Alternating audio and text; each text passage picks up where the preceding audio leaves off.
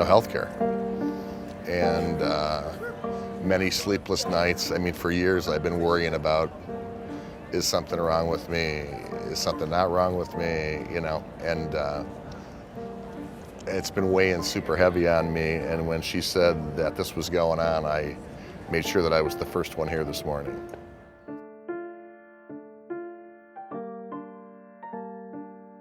I think people don't understand the significance of what's going on with the uninsured in our country today. Let's hear it for Charlotte, North Carolina. Like I said, the compassion that's in this room right now is just incredible. Today is not only about substance and meeting medical needs, but it's important symbolically about what is needed and what is happening.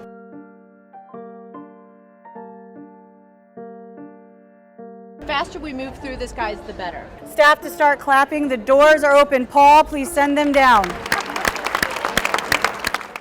It's just overwhelming. It's overwhelming, and it's wonderful. We have taken the Charlotte Convention Center and we have turned it into the largest doctor's office in America. Patient number 2 for the doctor, number 2 for the doctor. We have 76 exam rooms, and we are going to be servicing 1,100 patients, giving them primary care. Good morning.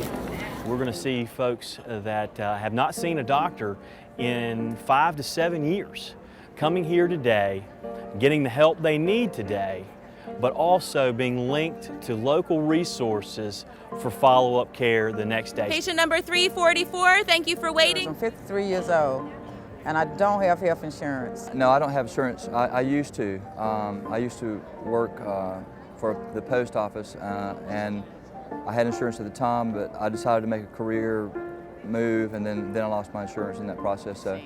And these people are just like you and myself. They're people who had jobs, they're people who were working citizens who had insurance, and now because of the economy, they're uninsured, and with unemployment they become uninsured. And so it is so critical to have clinics like this. I'm self-employed. I can't afford it, afford health insurance, so this clinic is really a life-saving experience for me.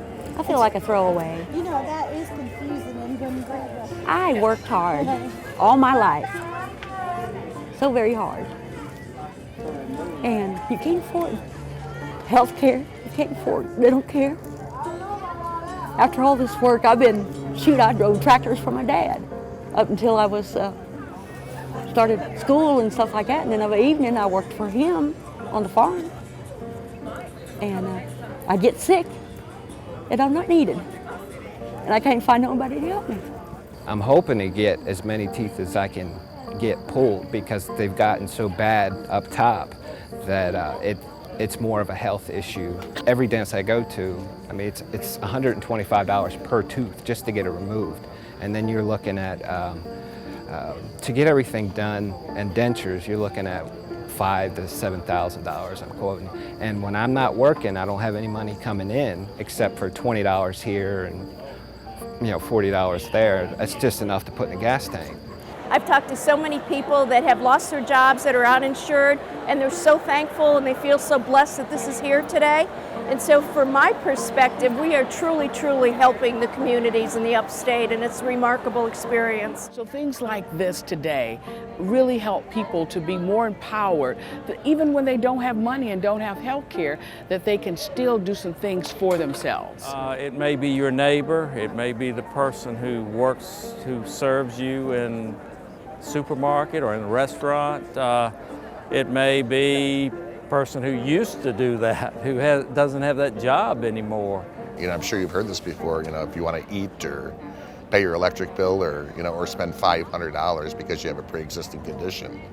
It's and when it comes to that, in this economy, you got to make tough decisions, and healthcare is just not affordable. Actually, it's embarrassing to say, but if I get sick, I have to go to the emergency room. Sometimes they just don't know where to go. It's like climbing out of a dark hole, and we are the beginning of that light. A lot of people will say, well, why just have a day clinic? What can you do in a day? Well, what you can do in a day is to help people to understand that we do care about you.